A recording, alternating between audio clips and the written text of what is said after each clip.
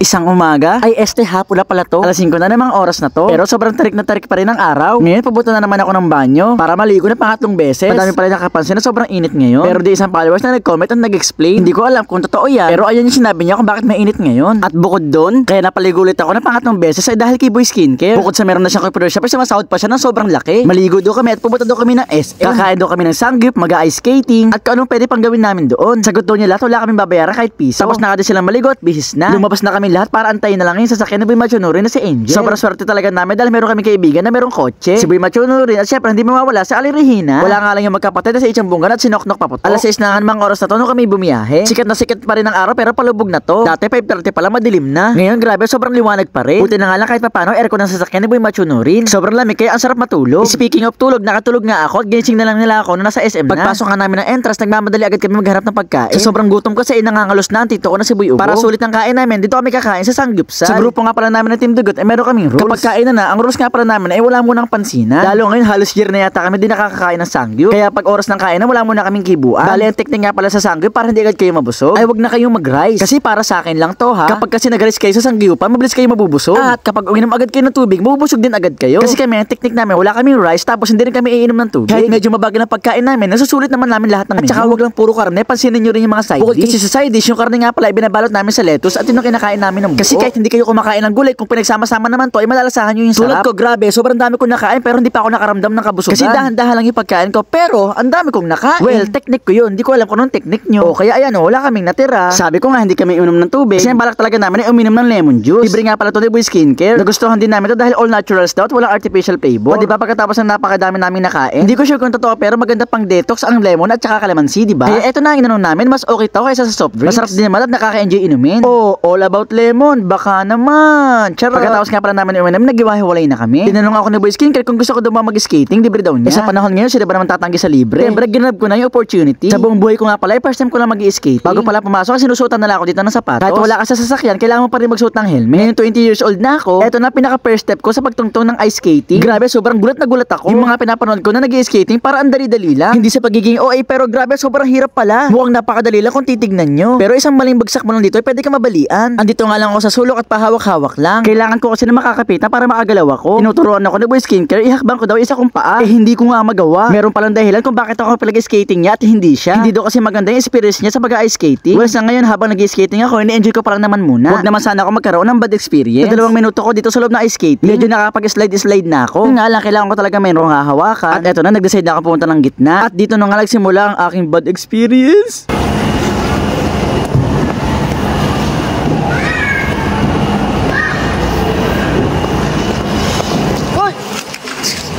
Tumaob nga ako at napatuon ko yung kamay ko. 1 hour nga pala yung inabail ko sa pag-ice skating. Pero 3 minutes pa lang ay umayaw na ako. Kasi naman nasakit na kamay ko eh. Pero kinabukasan okay na din. Babalik pa ba ako sa skating o hindi na? Yeah!